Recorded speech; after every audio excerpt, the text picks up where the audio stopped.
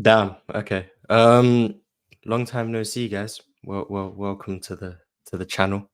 Haven't been here in a very long time. Feels good to be back. I think it's been 2 months. I appreciate everyone who's been waiting for the content. I teased little things here and there about different types of content and stuff. Didn't happen, but the NBA season is back, so I'm back. I realized that I wanted to make content during the NBA season.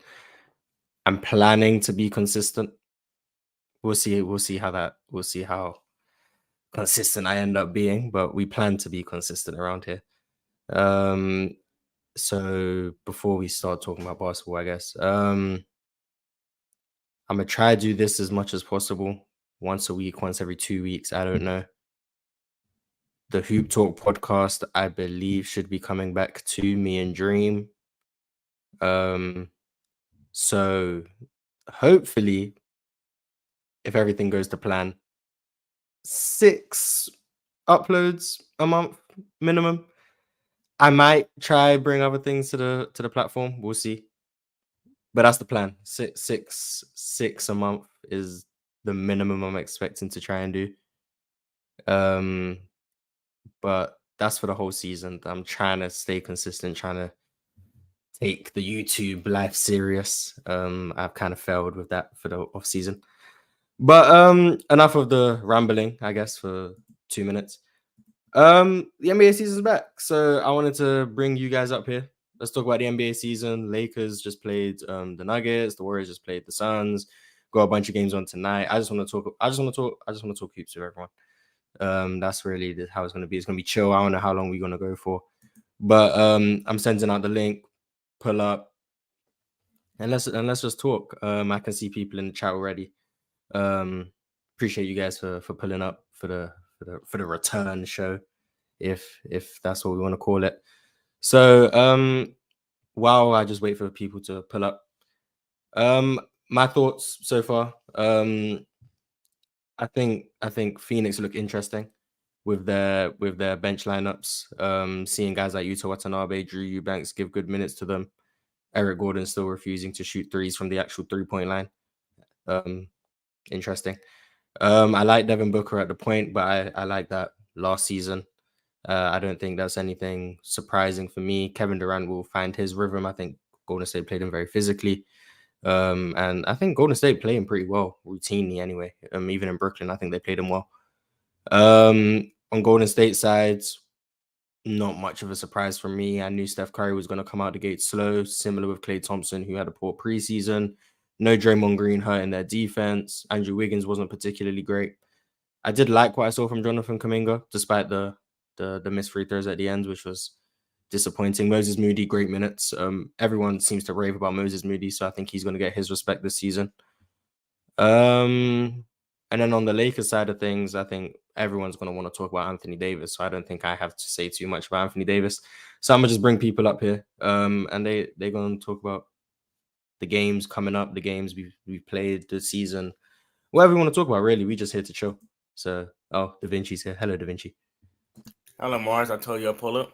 I pulled up. There you go. Appreciate you, Dev. Hello, Zuri. Yo, what's up? Yo, what up, Mars? What up, y'all? What's up? Appreciate you guys pulling up, man. Appreciate you. You the first guest of the new season. So hey, man, we back. Mars Talk Sports is back out of retirement. Exactly. We back, man. We back. So yeah. I wanted to say this about the game. Salute, fellas. What's up, Mr. Mess? The problem with the Lakers, I do think defensively they'll be good in the season. Later this season, I don't think the defense will be a problem, even though they didn't have a great performance last game. But the offensive consistency was glaring for me. What I saw from my perspective, it was just a lot of high pick and roll. I think Khalil addressed I'm gonna have Khalil. You know, he's a Lakers fan. He addressed all the things with the offense. When LeBron was out the game, the offense didn't look that great. But LeBron was in, he kind of saw a spark. I forgot it was like the third quarter. LeBron came in, he hit a layup. He found a dude on the cut. Obviously he's the best offensive player. Arguably, he's the best offensive player, best playing this year on the team. So obviously he's gonna look different. And he took a lot of rest. Because I think he's older, and Darvin Ham did have him on a bench for a little longer than I was expecting to get a run. The problem with the Lakers, they couldn't really solidify a run. Like they'll get on a run, they cut the game down to 4, but they never like solidify a run to like get them fully back in the game. Even when they was in a run, Denver had control in the game. It's like it just reminded me of Game 4 of last year in the playoffs. So Denver's still the same, and I think you were on something about Jamal Murray and Mike Malone, Mars, because Trying to tell it's everyone, glaring. man. I'm like, I'm trying to tell like, everyone he's boosting like, Jokic plus minus with those like lineups. Jokic. The lineup is crazy. I have not seen Jokic play with the bench in like the last 5 games we've seen Denver, or 6 games we've seen Denver. He's been doing it. He's been doing it for like 3 seasons at this point. The only time like Jokic plus minus wasn't great was 22, and that's because the whole team was a bunch of bench players. So what can you do? But when Jokic has a great team around him, you can see that Michael Malone putting him with a bench lineup. But I will say, and I don't know how many people want to talk about Peyton Watson. He's tough. I've been on Peyton Watson for a minute. Yeah, Peyton Watson going to be huge for this team. He's going to be better than Christian Brown, in my opinion. I think he could be better than I don't know. Christian Brown offensively seems to be a lot better to me. But defensively, Peyton Watson, I mean, his versatility, his ability to actually guard one-on-one, his ability to understand rotations, rim protects. I don't know how tall he actually is, but he just covers a lot of ground. He covers a lot of ground. If he can just consistently make threes or just consistently be able to play off Jokic and Jamal Murray's attention, he's going to be very big for them, especially in the playoffs. So that's why I wasn't too concerned about the loss of Bruce Brown, because you just see Peyton Watson just chilling there waiting for his opportunity. And I think this year he's finally going to get that opportunity. And I think Denver's defense is really going to surprise a lot of people this year, just with the level of versatility they have on the perimeter with KCP. I think Jamal Murray is going to be even sharper defensively. Christian Brown, Peyton Watson, Aaron Gordon is one of the better defenders in the league. The only one who you really question defensively is like MPJ and Jokic.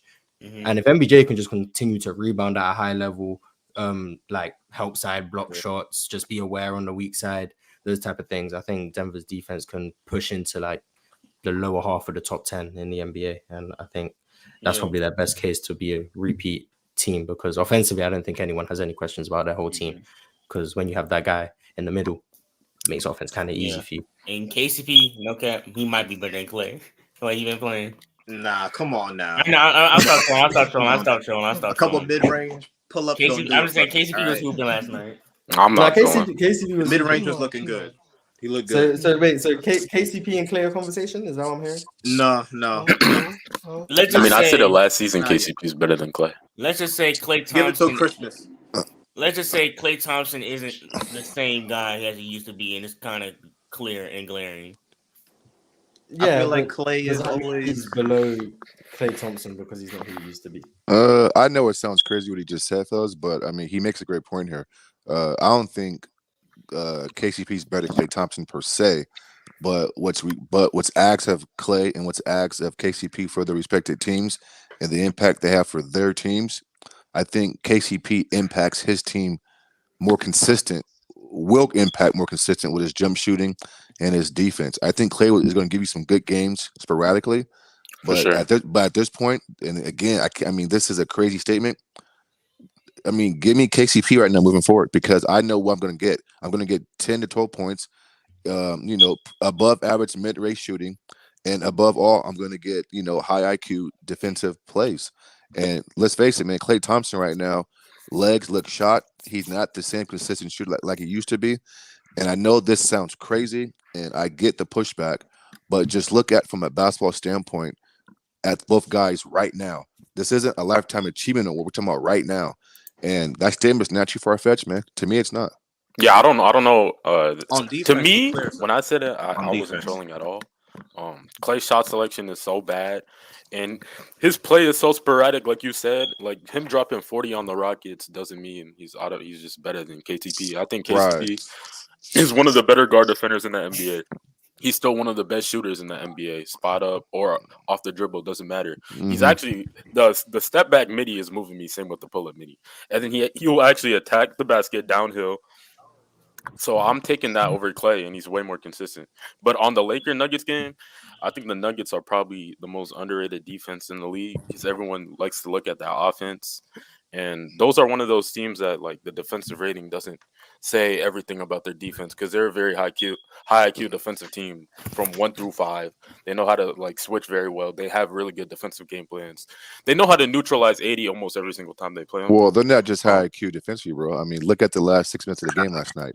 Offensively, Denver got whatever they wanted, when they wanted, how they wanted, bro. I'm not sure there's a better offensively. Oh yeah, no, I was just strictly talking about the defense. Oh, the defense. Okay, yeah, but yeah, again, offensively, I don't know what you do with that offense. Like so they will shoot like 40. I think they shot 42% from 3 yesterday, but like their shot quality on every single shot is like insane to me because every single shot they take, it feels like it's wide open.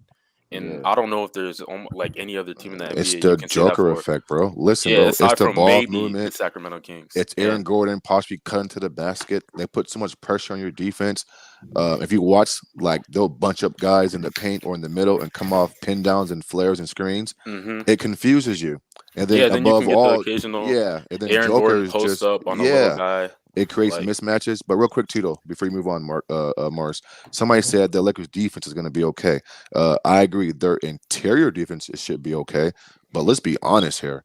Their perimeter defense, to me, did not get better. I mean, listen, they're going to struggle with fast guards. They're going to struggle with pick and roll action. They're going to struggle with some of these elite guards out west.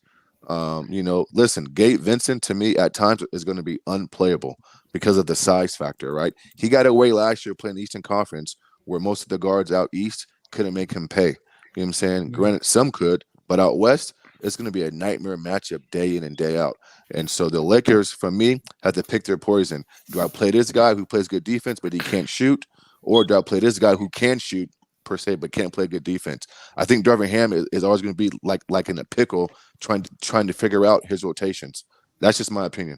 I do agree with that, Mr. Maris. What you said, the guard defenders. I think the defenses will be okay. It's because Vandal didn't play in the game when he was injured, right? Yeah, he's got he got hurt.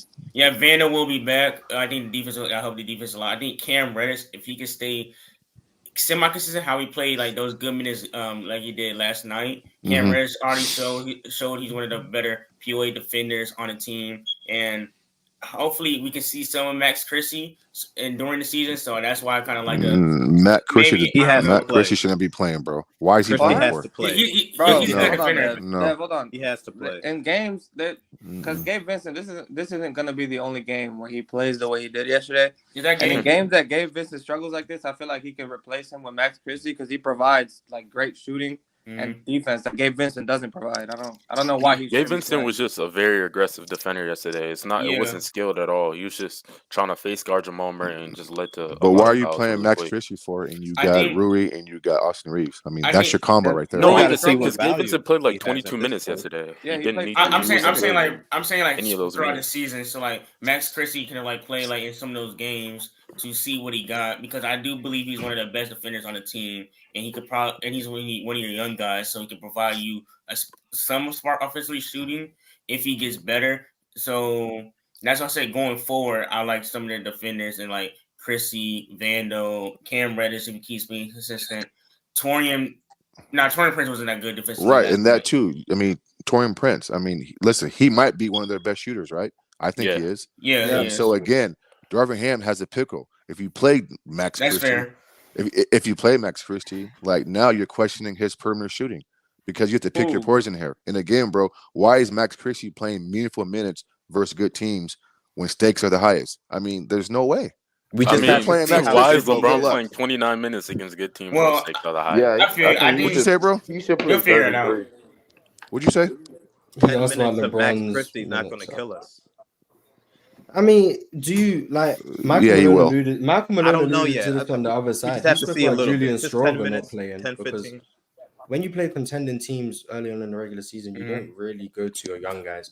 Michael Malone said he wants to get Julian Strauber involved during the season, but this game just wasn't the game to bring in a rookie because the intensity was fully amplified. This isn't preseason anymore. We're in the real game. Yeah, I don't think I don't know if you want to just throw someone into the deep end, and if they struggle, if Max Christie just goes 0 for 3 and gets beat on a backdoor cut, now all of a sudden maybe confidence is shot, or maybe now you don't want to trust him in the little meaningless games. So you want to play him when you.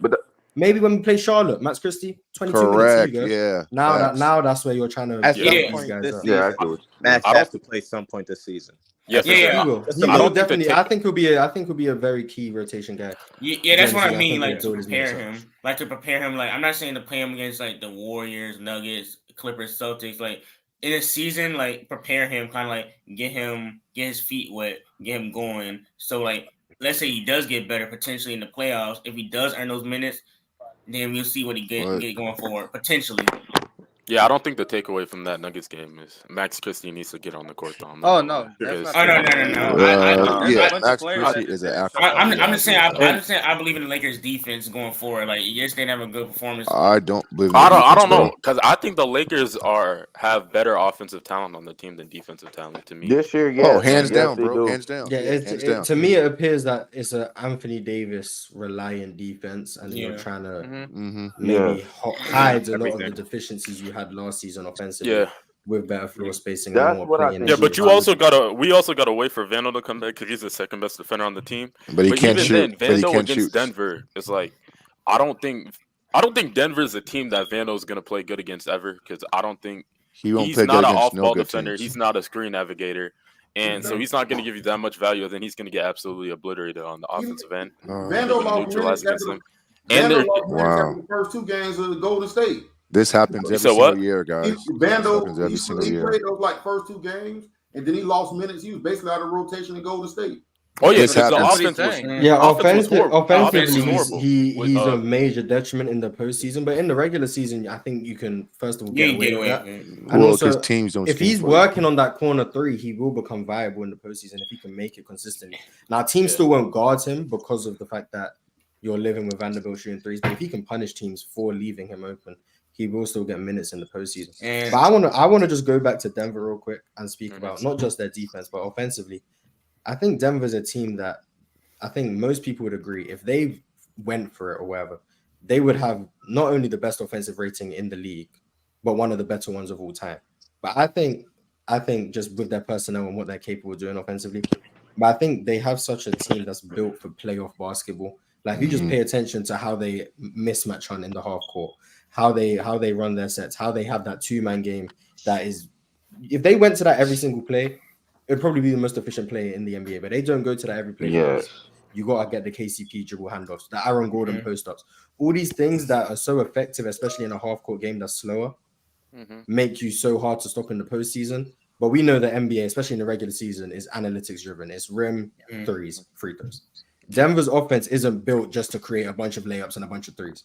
What they're built to do is just find the biggest mismatch.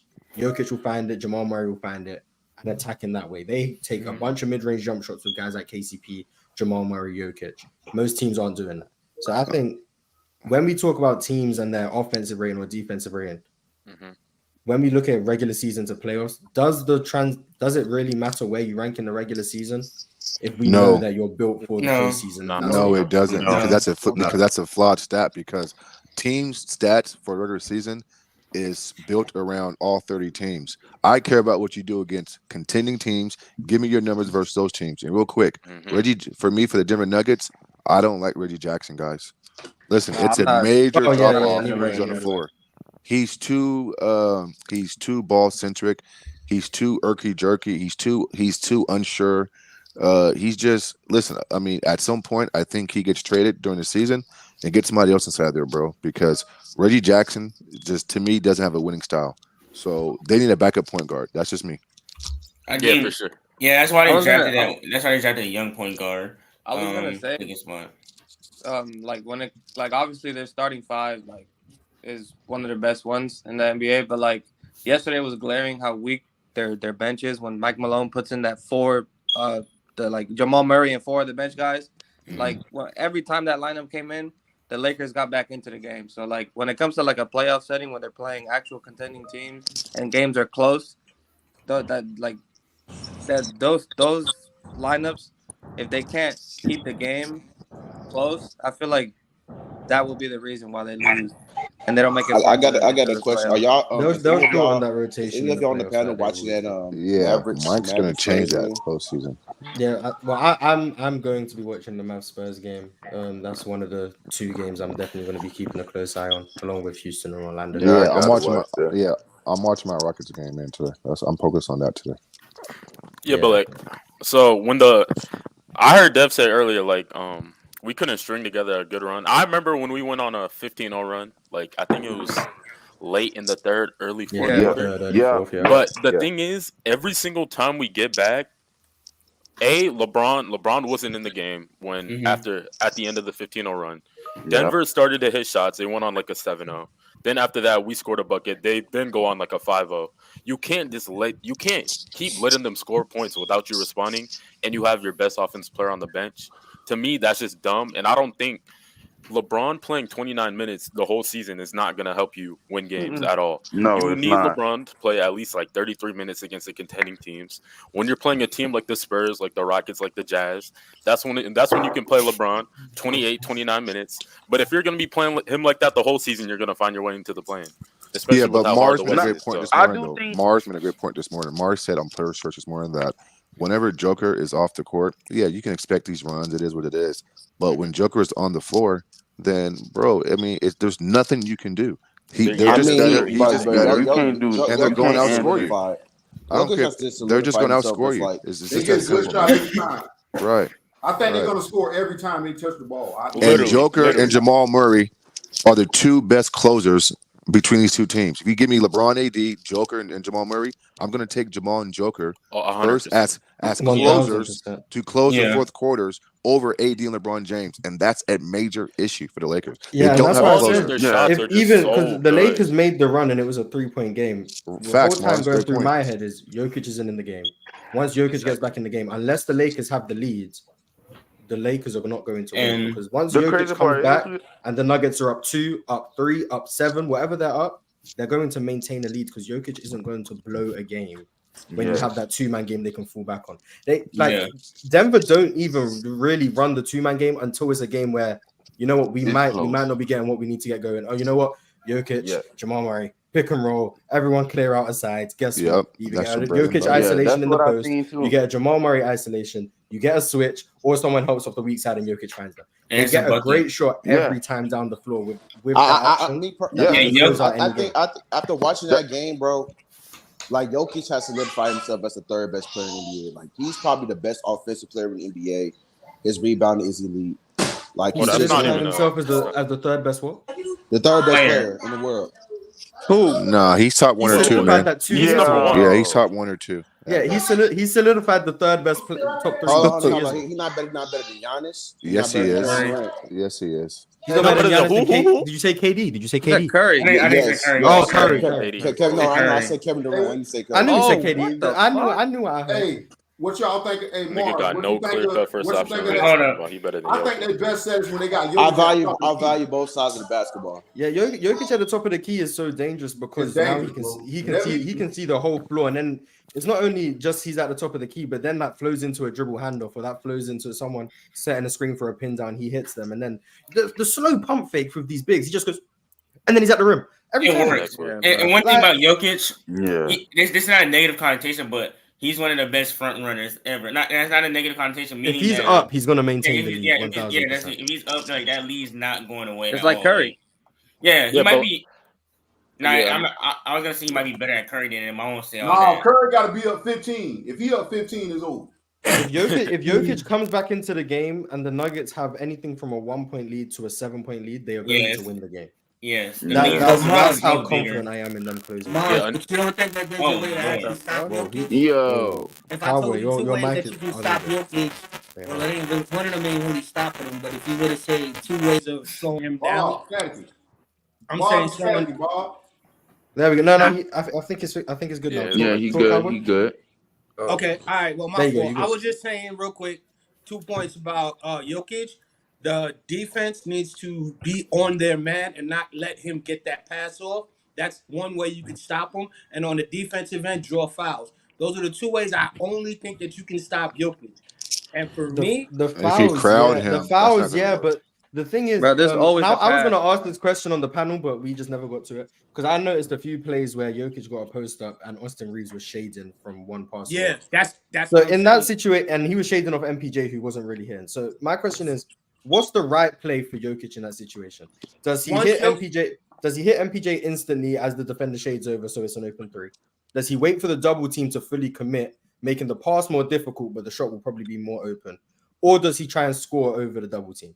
Because those are the three options he has, and he can make every. And I'm not gonna lie, Mars. He can make a play out of every single one of them. Yeah, he can. That's my point. He can make a play out of every one. And if you stay at home, you're now giving Jokic a one-on-one isolation on the block. Exactly. What really is the answer in that situation? You pray. That's what I said. Let him go. Don't give him that pass. First off, Reeves should have never been dropping off to go ahead and sneaking for the double team. Because once you move off your man to help Jokic, he already sees it. He sees your footwork. So he's like, all right, he'll be here. 1, 2, bam. Got him on the pass. So for me, everybody got to just stay in front of their man. Don't let them get no cuts, nothing. No passing lanes. That's impossible to do. That's impossible. They do it. They do that's it, but it doesn't fine in matter like isolation. But the moment that flows into any of their delay actions or their pistol or anything, you can't stay glued to Jokic or stay glued to the man because then you're giving up an advantage. Because the moment you have two men in an action, you have to help. You have to because Jokic is such a good screener. They're so good at coming off curls. They come off those curls tight as hell. So you can't play through the screen with them. They make you have to play in a retreat. And then the low man on Jokic has to help. Then you give up the pocket pass. If he doesn't help, then someone's getting all the way to the rim. There's so always it's fine in isolation, but the moment they start does Jokic but y'all ain't never heard a rotation of the defense? Like it doesn't matter what they do. There's always gonna be a play for Jokic to make. Yeah. No matter what. Even if the best thing that Austin Reeves literally fading and faking the double team is the best thing he could do on MPJ, because you know he's gonna shoot the shot and you hope he misses. That's all he could do. Because if he comes and double teams him, the Jokic can make a pass out of any double team, triple team imaginable. So he's gonna make the play. If Austin Reeves stays, somebody's gonna cut and he's gonna get the cut off the pass. You leave him 1-on-1, he's cooking AD or anybody that's guarding him. But he would have a good point if the rules. All those other options are giving him a better chance of being more efficient. If you just buckle down and hold him 1-on-1 coverage, let him score because he's gonna get that advantage. I would rather him miss the shot and we out rebound him off of his miss. And you're not gonna you're not gonna out rebound them because how many offensive rebounds did he get yesterday?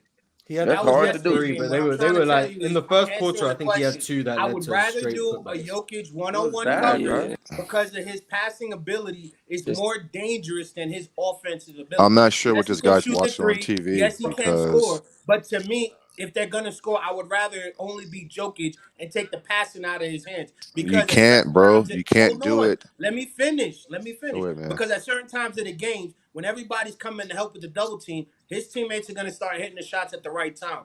I would rather just put all the pressure on all 4 of the other guys to keep them under lock and key and just leave Jokic 1-on-1 coverage. Because if Jokic don't have that pass, now you limited him to just scoring. Do you not understand what I'm saying? The fact I don't. Let me rebut that. No matter what, he's still going to pass because they are a step ahead. There's always going to be a pass. The idea of just face guarding everyone so they're not open is fine if everyone just stands stationary. Correct. Yeah, they don't. That's not how the NBA works. There was a play where D'Lo was glued to Jamal Murray. You got to stand stationary. All I'm saying is if you're going to be on your man, there's a way to let them get the lead, but you could trail them enough to where you could cut the pass off. Yeah, and if you're trailing them, he's gonna put the ball. It doesn't work that way. Bob. It sounds good, but like we said, Jokic is the best passer in the NBA. So it's like if he's doing like against like a guy like an average playmaker or a semi-above average playmaker, yeah, it could work. But with Jokic, he's such a mismatched guy. He's super big. He's one of the biggest players in the league. Yes, and his extreme skill. Yeah, and like. Everything you said, they have a solution. So but all I'm trying to say is this. I'm sorry, I didn't mean to cut you off. Go ahead. No, you good. All I was trying to say is this. If you can limit his assists, it makes him less of a threat. He's still a threat. It's like saying instead of him getting 12 assists, he's getting 9 or 8. those other 3 or 4 that he didn't get could be enough to where when he's out of the game, now you guys can fight towards his getting the lead. Because if Jokic is in the game, that's a 98% chance of them winning. That's I what totally I'm saying. agree with what he's Hold on. But if you All right, turn it go from ahead, 98% to let's say 92% or 90%, that 10% is enough in this league with the talent we have now can actually win a game. That's all I'm This saying. shit sounds like the I totally agree. I totally agree. I totally agree with what you're. I mean, I totally get what you're trying to say, but you're ignoring off-ball action, weak side action. The Denver Nuggets have mastered movement without the basketball, pin downs, flares, and screens, and the rules don't allow you to reroute players. You can't bump them, you can't hit them inside the passing lanes. And so, what you're saying, I mean, I get what you're trying to say, but unfortunately, with the rule changes and the way the game is so spread out now, how can they execute that, bro? These players are going to run freely, often in the lane, and there's no way in hell you're taking that away. Denver is too elite. They've seen every scheme you could throw at them, bro. And so Also, it's Jokic just I don't get what you see. You said, by the way, and he dropped 53. Yeah, that's the thing. I was gonna say that Jokic, he's not the same. Like if this is Jokic a couple years ago, like NBA players even said like Jokic don't care about. Like if Jokic's gonna score, he's gonna go out and score. Like Jokic's aggression is actually there now. Like he shows it a lot. Like when Jokic wants to score, he's gonna score. Like Jokic, I think he's fully comfortable dropping 40 points if he needs to be. Like he likes to play the game the right game. Like if the game calls for him to score an abundance of points, he will do it, and it's gonna happen. So that's why I don't think it'll work either. So like limiting his assists, that makes it easy for Jokic to score because he is the mismatch. I gotta make one last point too, Yeah, guys. Don't forget Jamal Murray. You guys, Jamal Murray last year in the finals. Hold on, bro. Scoring on the team because the defense locked down the other 4 players. It makes it more difficult because now he has more pressure to make the shot. That's what I'm trying to say. I'm not saying you can take away all of his stuff. What I'm saying is limit his ability to pass. I got a question. So when you limit Joker, Mr. Mass, real quick, I got a question. Okay, go ahead, bro, because I got the greatest counter. You can limit all that half-court offense, but what do you do when they're in the transition? Because they're like one of the best transition teams in the NBA. Sometimes you can't stop open court pass with Jokic. I'm not saying stop that. What I'm saying that's when you another way they make a lot of their runs. I'm going to give you a play to explain what I'm trying to say. When you see Jamal Murray coming up with the ball and you see Jokic is at the 3-point line getting ready to set up a screen for Murray, Murray takes the screen, you follow and stay on Murray. Once he passes that ball to Jokic, everyone stay on their man. If Jokic is on one-on-one coverage, let him take the shot. That's what I'm simply saying. Rather than try to come over and double team or give him the mismatch. Hold on. Or give him the mismatch to where he can pass out of it. This is the same thing I was saying. If you look at all these players, if they get the pick and roll at the top of the key, they cut into the basket, down the foul line, they get the ball, they can kick it out to any of their plays. If you limit him to just shooting, he's not going to shoot 90% from the field. So when Joker last year in the finals, he's not going to shoot 50 shots. All so when Joker last year in the finals, more shots. Hold on, you give him more shots. Bro, you've been where on a tangent, bro. Only on Jokic, because you're not listening to me. But you prevent his team from actually contributing because that's where they're most dangerous. I at got the right you, man. time, they hit 2 or 3 threes, they're back in this game. So if you when Joker was limited last year in the finals, right? Hey, Mars, didn't Jamal Murray have 4 straight games with 10+ assists? How do you guard that? But then they were, but see, they were still. How do you guard that? They were still giving Murray his space. If you no. Hold on, bro. Murray, hold on. You just cut me off, man. This is crazy, man. I'm gonna tell you this too. Murray also was getting backdoor screens as well, and Murray was also creating off ball. And he actually had a better triple double. But we talking about passing though. But we talking about passing the basketball. You said limit Joker. Hold on, bro. Every time I say something, you just butt right in, bro. Respectfully, you said Joker passing, limit him, and then the game will whatever it's going to be. I'm saying the Heat last year, I think they played Joker okay, limited his passing.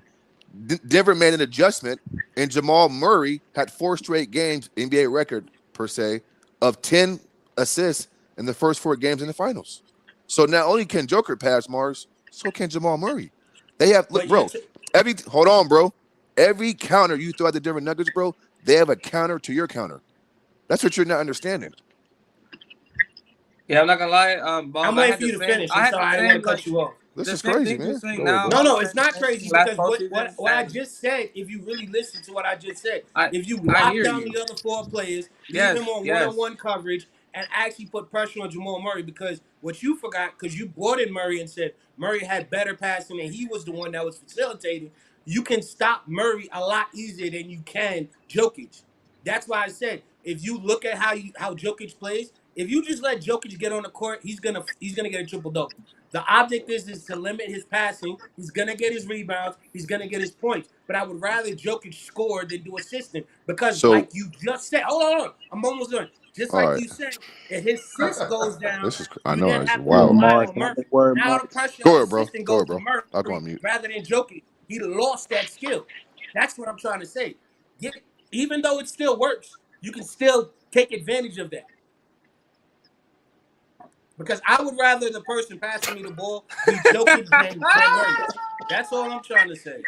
There we go. Have we got everything off that we needed to go? For everyone in agreement? No. Bro, let's just agree. I was saying, Mars, Nah, everything he's saying now, I was saying the same shit, and I witnessed them we had discussions about it every day on the panel. I literally don't let witnessed Jokic them. pass. I witnessed them counter everything I was saying, bro. Bob, there's nothing you could do. They have a counter for everything. If you limit someone in the chat say run a zone, but we watched when Miami ran a zone. We literally just saw in this last postseason them counter everything, because everybody tried everything what you're saying and that I said, and they countered it, bro. Like, there's nothing you could do. Everybody said going into that game, I want to see them play against the zone.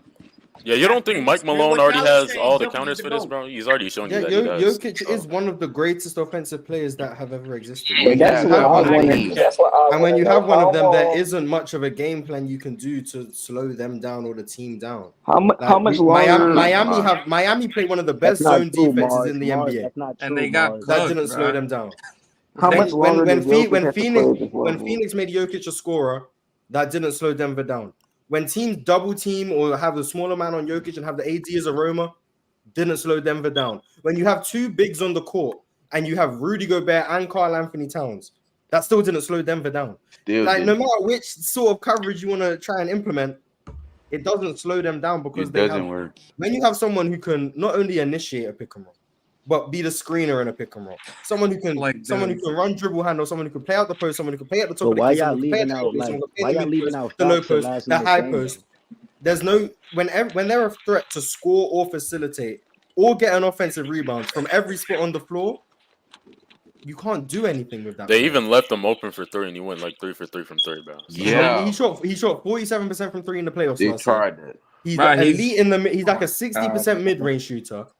Floater range, he's unstoppable. In the post, you can't slow him down. If you double team him, he's making every single pass possible. He can hit the weak side. He can hit skip passes. He can hit interior passes. He can hit lobs. One of the best offensive rebounders. There's not one pass he can't make. If you miss a shot, guess who's there for an offensive rebound? He's there again. Like every single piece of offense that Denver runs, Jokic has a hand in it. You can't slow down. He said, "Hold on, guys, let him finish." Hey, in the second half, bro. In the second half of last night game, bro. If AD gives you anything, the Lakers could possibly win that game. He can't. He literally can't because we ain't talking about AD. AD's main points that come from is from people generating looks for him. And when you're running a pick and roll and the Nuggets are hard rotating on the weak side to stop AD in the roll, and AD's not a good isolation player and he's not a good post-up player. There's no. But that's not what I was going to say, though. That's not where I was going. What I was going to say is going into the second half, AD's wasn't the only nigga scoreless to start the second half. Jokic was scoreless too. Jokic had a stretch where he missed 7 straight buckets too. So if AD and they were easy little hooks, layups. Yeah, it was easy. The Lakers could probably win that game. Yeah. So this whole unstoppable Jokic shit, that gotta stop. Because yesterday, going into that second half, he was terrible to start the second half. But then I think he hit a 3 that got him out the little slump, and that got him back in rhythm. And then KCP, etc., and they ran over the game. I get what you're saying. I just want to. Do you think every missed shot is because he got stopped, or do you think it's possible? Yeah, sometimes you just miss. Sometimes you just missing mad bad games. But Jokic had a stretch when he was looking stupid down low, couldn't make a bucket down low, doing a floaters was off the front of the rim. He had stretches. He had a stretch during the second half where he was looking sloppy too. No, we understand. I agree. He started off great. He was like 6 for 8 to start, and then in the late second quarter, early thirds, he started missing. Then he had that one play where Denver's on. There was the one play where I think Denver had a bad shot. It was Jokic took like a step back from 3 at the end of the shot clock because they ended up passing. Oh yeah, I remember that one. I remember. Then you see Jokic talk to himself. And that he did this. I should have shot it. Guess what? Let me just make my next 2 threes. Let me just make my next 2 threes. I'm looking now. Here we go. And then during that stretch where Jokic missed all those shots, the Lakers got back into the game. The reason is the lead got back to where it was because that Jokic 3, and then they made another run that didn't mean anything. So all that, but that's not. But the point I was making is AD gave you 17 in the first half. You could say all that you gotta make Jokic miss or whatever and make him the scorer. But if a team like the Lakers play the way they did, there's like 4 players that were horrible. Even with Jokic missing all those shots, I felt like the game wasn't even winnable for them because of the way the Lakers were. And also, why nobody's speaking about Austin? Wait, what do you mean it wasn't winnable? Because there were too many. There were way too many players on the Lakers. What do you mean by they didn't have a chance to win the game? Because I'm about to tell you right now. Can I tell you? There were way too many Lakers players on the court when LeBron was off that they couldn't create anything for themselves or anybody else. Rui was so bad. They were struggling. But I thought Austin Reeves was struggling. Gabe Vincent was struggling. Even Austin Reeves at some points was struggling. There were way too many. AD was struggling. There was way too many players on the Lakers that were struggling for that game to be winnable, no matter what happened. I mean, it's literally one game. It's literally. Yeah, I mean, he had a bad game. And the shots Reeves missed, he usually makes. So I'm not. I'm talking about just. And there was a couple times he definitely got fouled going to the rim. That he literally. I remember he went all the way downhill. We were down like 5 at that point.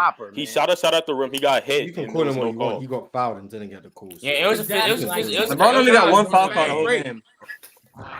Yeah, LeBron was definitely getting fouled. Also, LeBron in the open court is still just unstoppable. Yeah, bro, he's crazy. If it's transition or semi-transition, LeBron's getting all the way to that rim, and you're he literally did whatever. And I also like LeBron. He wasn't shot chucking from 3 either yesterday. He was like driving down. Yeah, he saw that first one go off the side of the backboard and said, "Yeah." He was like, "Nah, that was a wild 3." I saw that. If LeBron still be traveling, I think he'll lose 1,000 points on travels, bro. You talk about his crab dribble. He do be traveling. Hey, what about the Warrior game? Now, I went before we started. I want to get into the Warriors game. That Warriors game was ugly. I wanted to address AD, but we get niggas didn't want to talk about how AD a fraud. No, AD's no reason, bro. I'm gonna read some super chats and then we'll get into the Warriors game. AD asked for that game last night. He got everything he asked for. I know you like that. Niggas that like AD was the only reason why they lost. He's reading super chats, guys. He's reading. Yeah, great to say go New York, go. So that's for you, Cowboy Bob. Marquivion said welcome back. Appreciate you. And Daniel Mason, this is on the Nuggets. He said, I think the Bucks with those bigs have the best chance, even though I think Denver still wins. The way I've seen Jokic abuse Brook Lopez. I think the Celtics got a better chance of beating them. I want to see Minnesota. If you can stretch that defense. I want to see Minnesota versus the Nuggets because with those 2 bigs that they have, I actually think that they Minnesota. Yeah, I think Minnesota matches up well. Unbiased, I think Minnesota was their toughest series last year. I think Minnesota. Because J-Mac didn't play that series, did he? No, he didn't. J-Mac and Nasri didn't play. I think Minnesota played them pretty well. And Karl Anthony Towns, surprisingly, I know he got into foul trouble a lot, but Karl Anthony Towns surprisingly did pretty good as like an initial defender for Rudy Gobert to just be able to help rim protect. Jokic did have the little wrist issue he was dealing with, so maybe that's part of the reason why Jokic struggled. But Minnesota was their best matchup, in my opinion, in the postseason. I barely watched that series. Top 5 seed. It was a 5-game series, but Minnesota could have won 3 of those games legitimately. So yeah, the last one came down to like a missed game winner, right? Yeah, and missed and then ran down the tunnel. So yeah, but I want to get into the Golden. I want to get into the Golden State game. Yeah, for sure. So, what do you guys think about how Golden State looked? How Phoenix looked? Shout out to Devin Booker. Hey Mars, you was right. Nurkic. I told you Steph was shooting 27. I said it. Hey Mars, you was right about KD though. You was right about KD. You said 7 for 21, 7 for 22. I think Devin Booker showed us. He hit his first 2 threes though, Mars. Yeah, he hit his first 2. I was like, maybe Steph proved me wrong. Then 4 for 14. I was going like to 10 in say a row after that. Nurkic on the boards with Hey, bro, 14 I gotta ask boards. Mr. Maz something, That's bro. crazy. What's He up, got man? 14 boards in the game. Yeah, That's what's more up? than what Ayton Hey, was last Maz, night. bro. They got some. They Yeah, got bro, good dog, what's rebounds. up? I know you did, KD, bro. Listen, bro. Not no more. I don't, bro. Go ahead, get at me. I don't. Okay, Go ahead. listen. Oh no. Look, bro. I think KD got a bad problem. I'm gonna go back to the Celtics series. Why do his shot selection has gotten terrible? He passed up good shots to run into the double team and then try to. Okay, Ticket. Come Hold on, on. man. Let me ask you What? something. Let me ask you Huh? something. How's that The number ticket? one problem I He said a saw with valid KD. concern about Kevin Durant. Yeah, that's valid. No, he's right. Bro, That I is was gonna valid. say KD he have open offensively is shots, not there. and he'll Because try to not get KD, just- if you look at when Chris Paul was on him, he charged into Chris Paul trying to get to the basket. That's the time you would pull up. So his shot selection was different than what I expected. Because if Chris Paul's on you and you're in the post, why are you going to the basket? You are already taller than him when you put the ball up here. You shoot over him. You allow Chris Paul to get a charging foul on you. These are the things that I'm saying that, like, I think he's just being too aggressive now as opposed to just being the Oh, he's second or being too third option aggressive. and Well, being for comfortable. me, Yeah, it's his he's too mindset, aggressive. fellas. Yes. I think Kevin Durant's mindset, his motor is just down. His energy is low. I What? don't like that. It's Yep. clear that Devin Booker is their best player, best scorer. I think Bradley Beal on the court is going to help out a lot. I think Eric Gordon and Grayson Allen have to play much better for this team to win, bro. Grayson Allen was terrible last night. Eric Gordon hit a big time three. Other than that, he was terrible last night. He was very Thank God bad. for a Koji offensive reboundings. You know what I'm saying? It is what it is. Obviously, 14. Draymond Dim. Hold on, bro.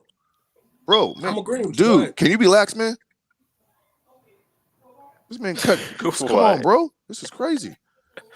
Obviously, Draymond Green didn't play. He's a big factor. Andrew Wiggins has to be better. Now, we talked about, the Klay Thompson thing. Listen, he's going to be up and down. Listen, you guys, the Warriors are an older team. It just is what it is. And so the expectation has to be rooted in reality.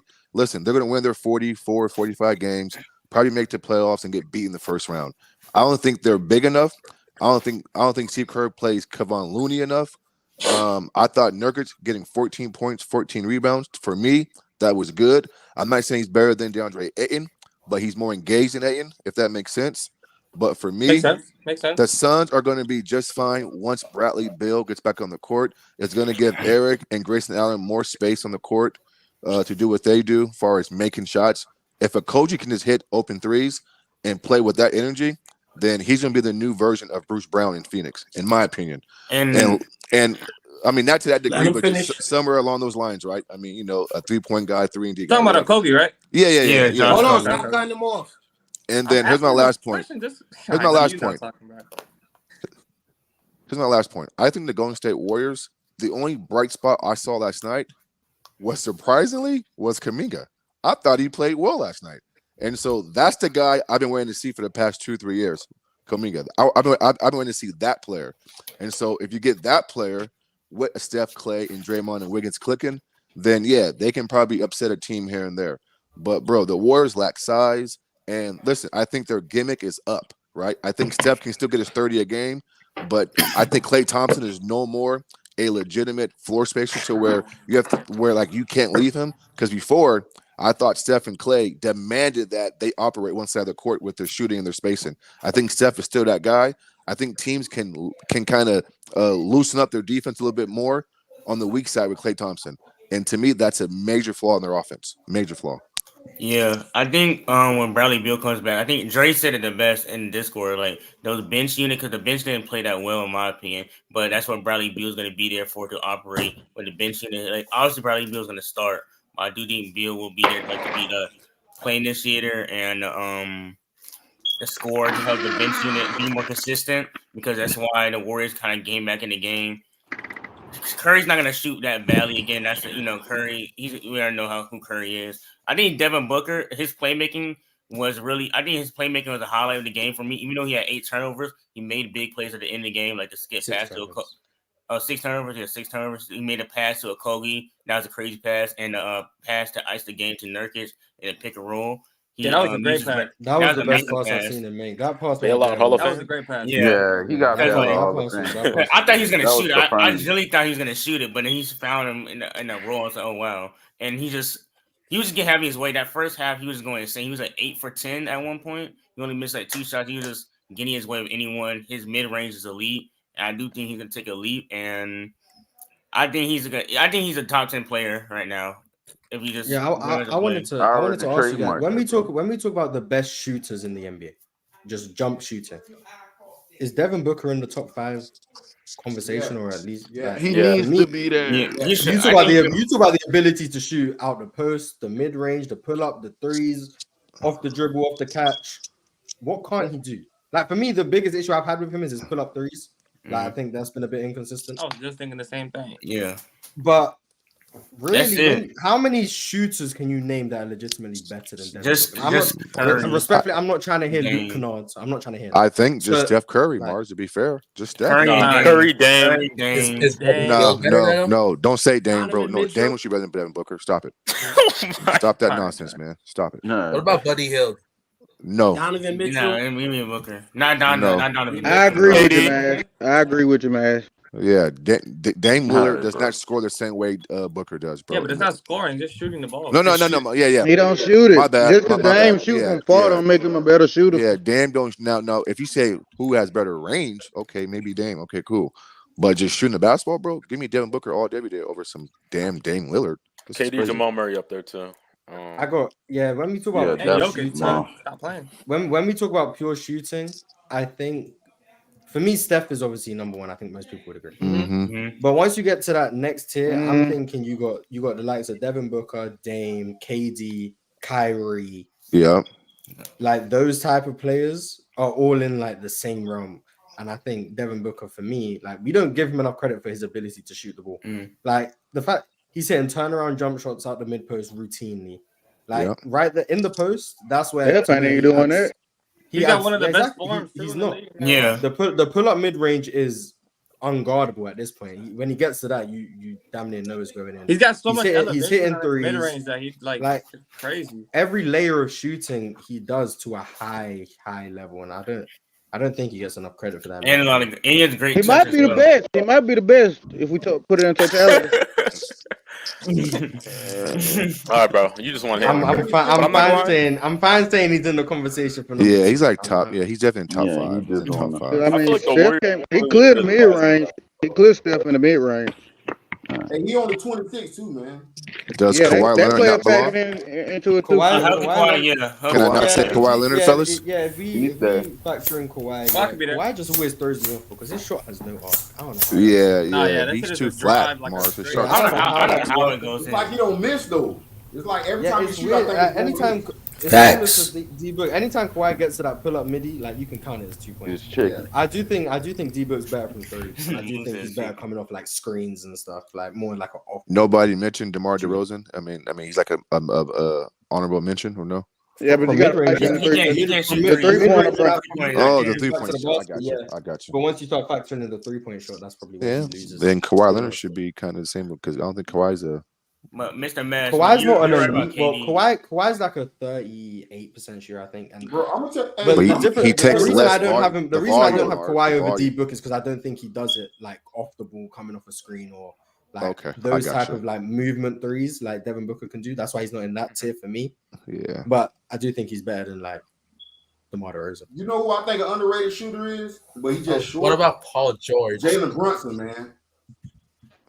Yeah, if you factor in post game, yeah, I could give you Jalen Brunson. Yeah, Jalen Brunson, man. He's good. He's good from all levels of jump shooting. I just don't think he's elite enough in those regards to. Yeah, he's good. This conversation. He's not off the ball either. He's more so on the ball. I do have a question for you about KD for the whole panel. I do think that was a bad game for KD, but it was Mr. Max did bring up a good point in Cruiser. It was kind of glaring the shot selections he was taking because it seemed like he was just forcing up a lot of contested middies, like. And I didn't like that. Was it the whole game for KD or just the second half? No, No, for me, if I might be misremembering. Exactly, because in the first half, KD was KD in the first half. KD was on bullshit, 4-point plays, splash money. Let's not act like KD wasn't dogging in the beginning. Second half, yes, KD turned into like AD and them niggas. They had terrible. A lot of good players had terrible second halves last night. Damn, your mic. No cap. Nah, he cooking you, Dev. I ain't gonna lie. No. Cooking you loud. I got cooked. With back. My bad. I ain't know my mic was that loud. I got cooked and don't even rebuttal. Oh my god. With bad boots. What I mean by KD, I'm going back to because I told Mars in this yesterday. I knew KD was gonna come out like and have one of those shooting games but KD even back to the Celtics 2 years ago when they got swept. KD shot selection, he not processing quicker than he should. He thinking too much instead of going early and pulling up. He try to dribble into the teeth of the defense, then pull up, and they already engulfing it on top of him, and it's too late. You got two guys. Whoa, let's call a spade, fellas. We get on Jaylen Brown for his dribble. Listen, the last couple of years, let's get on KD's handle, bro. His dribble has been suspect. He's been getting plucked too many times, and again, I prefer Kevin Durant to catch the ball closer to the basket, turn around and shoot. He wants to catch at the top of the key, isolate, dance a little bit, and get his shit off. Bro, listen, man. Like the NBA is adjusting to Kevin Durant because he's getting plucked. He's turning the ball over. He's making indecisive decisions. Like, listen, and he's older. I mean, to be expected. He's just older, fellas. That's why they brought Bradley Beal, though. That's why they got Bradley Beal. I do think he's gonna shoot better, though. He's definitely a better off-ball scorer than on-ball. In the first half, KD was 5 of 13. How was KD? That's KD. At this point, that's KD. He's gonna be way more efficient. Yeah, it was a lot of the same problems in terms of he was a lot more off balance. That's how I would define it. It was just a lot more off balance with a lot of the shots. I mean, because they bodied up on him. He does he's not good with contact at all. Yeah. I think they were able to get away with a lot in terms of physicality with KD. I hear a lot about this league has no physicality. Watching how they defend KD. A physical game last. They got away with it. And KD, I might be misremembering the play faster, Mars. KD took one shot at that pace, from my memory. KD took what? KD took one shot at the rim in the game, from my memory. Yeah, bro, just he got an offensive rebound and then took a layup. That's the only shot I remember him taking at the rim. He took one at the rim but got fouled. Instead of doing all that turning around, facing up, he need to go. When KD go fast, he make that quick move real quick and put the ball on the ground and pull up. That's what KD better. And KD got to start putting the ball on the. Hey, Cruz, the last time he made that move, he tore Achilles. Cruz, he can't do that shit no more. Hey, listen, that's not true. We're not doing that to KD, man. We're not doing that. He can't do that. KD got to get out of his. Let's be for real. That's 2023. Ball on the ground sometimes, man. Get in his little bag a little bit. KD done broke the curse for that Achilles shit already. Like he already been back 3 years already. Like, come on, man. Like he wasn't even supposed to come back and beat KD again. Well, that's why Bradley Beal is so important. He's not this KD. Is why Beal is going to be so important to this team. KD no more. Hey, but I did like. And there's nothing wrong with the fact that he's not the same KD. No, there's nothing wrong with it. He's right. a great He's player. older. Yeah, he's older. That's okay. That's not true. He's not the same KD. Y'all wildin'. Normally, I'm gonna be honest, and I know you're a KD fan. Right. You think this KD is the same KD as before? You hate KD. He's not the same KD. There's no way you were watching a KD in OKC or Golden State and say this is the same person. I can't remember last time I seen KD dunk. Performance yesterday. Frank Vogel to play at a certain pace. That's why There's no way you can watch this KD and watch the KD from 9 years ago and say same person. It's not possible. Unless you hate KD and say 9 years. Because that's a different person. He did grab 10 rebounds. But that's the KD we're talking about. He's not that KD anymore. Man, if it wasn't for KD's big toe, he would have been in the finals. Right. Y'all niggas be forgetting shit. That was years ago, man. That was a few years ago. What happened the year after that? Come on, man. That 2021 KD still wasn't the same KD. That KD still wasn't the same KD. He still wasn't the same guy. If you just watch 2021 KD and watch 2014, 2016, 2017, they're still different players. So I agree. I'm not arguing about how great KD is. I'm not saying KD is coming off the board second or third. We do an all-star draft. All right, bro. I like what KD did last night, though. Like his shot wasn't falling. Normally, when I KD didn't like shot it. wasn't falling, Nah, that shit was ugly as fuck, but he found other ways His to second affect half the was game. ugly. He grabbed 10 rebounds. The first He half grabbed was 10 ugly rebounds. too. I don't know what you saw in the first half to say that he was KD. It was the and one thing. Bro, they It were was up 1 and 1 15, bro. They were up 15 going into the half, bro. The Warriors had a And it Warriors wasn't third because of quarter. KD. Nigga, huh? It What wasn't you mean it was because because of KD? KD ended the half with a 4-point play. Like, huh? What are That's y'all one talking play, though, about? bro. That's That's one play. You acting like Devin Booker was an 8 for 10 through the All first right, half. I ain't hearing him, Gabe. He ended the half with a 4-point play. I'm cooked, What's bro. going on right now? It was 11. It wouldn't have been Yeah, 15 yeah, if KD didn't hit the 4-point Nah, play. he cooking you, gay. I ain't gonna lie. Yeah. No, it's not even that, fellas. half. What I'm trying to say is that Frank Vogel, their coach, he wants them to play at a certain pace. He wants them to play faster. So I get it. KD being aggressive, he look a little off balance when he trying to get to his spots, and that credits to the Warriors not letting them just get there. Like, so he look a little off balance in the second half. I get that, but KD will be KD. Y'all tripping. Y'all jumping the gun. Like this guy. No, I need you to But he has to be Kevin Durant I would with like Bill. you to explain how this Kevin Durant is the same as the prime peak version of Kevin Durant. No, it ain't close. Niggas will do anything but praise. I don't need to go back 9 years to explain. No, because that's the point, crazy no, to try because to you talk got about. angry, Moses you got Moody, angry bro. and emotional at us for saying this KD isn't the same Kevin Durant. We was talking about the prime and peak version of KD, and you had a problem with it. So that means you disagree. So go ahead and tell us how this KD is. Okay, the same so are as you the saying prime and that? peak version? So you saying that KD is still not capable of putting up some 35-point games? You think he can't do that like he was doing? No, it doesn't mean you're the same player. That literally Same guy. Okay, I'm not gonna lie. There's 10 of us up here. You might be the only one who doesn't speak English, because that's not what I said. I didn't even come close to saying. I said this is not the same version. So because he's not it's not the same Kevin Durant as KD prime was peak super version. efficient. He got his buckets a certain way. So like, I'm saying for anyone who watched KD, and I assume you claim to have watched KD, you could see he was. I watch KD all the time. He got to the rim much better. His agility was better. He didn't get knocked off balance as badly as he seems to be getting knocked off balance now. Defensively, putting words in my mouth. I didn't say that. So explain to me how this Kevin Durant. I never said KD was 10 times better than he was 10 years ago. I never said KD was super elite, the best player in the game. I said coming off the Achilles Aries, 2-3 years from the Achilles Aries, KD is in great shape, great shape. Yeah, we know. Once again, because maybe the English language is above you. No one said that. What was said was KD is maybe not the I'm not same. answering the question how you want me to answer it, Mars. No, you're not answering the question at all. That's the problem. You're not answering the question at all. The question was because what was said was KD is not the same KD anymore. And you said, here we go, don't go disrespecting KD. He's still like that. So when you said that, that was your implication of your disagreement with the statement KD is not the same KD anymore. So you telling me KD is still great, we all agree. You telling me KD is still one of the best players in the world, we all agree. Yes. You said that it was disrespectful to say he's not the same KD anymore. So go ahead and explain how he is still the same KD. If you don't answer that question, I will continue to say the English language is above. One game, I won't be able to. Off the one game last night, I won't be able to give you the answer you're looking for. Let's come back 20 games from now. Let's not go off this one game. The logic applied last season. The logic applied last season. Wait, can I say this? We're not. The logic applied the season before. It's still not the same KD. Player. I'm a respectful pass, Mars. Speak for yourself. Wait, who's the top 10 player? Speak for yourself, Top Devin. 10, top 10, well, top 12, top 10, top 12 player. No. I'm saying,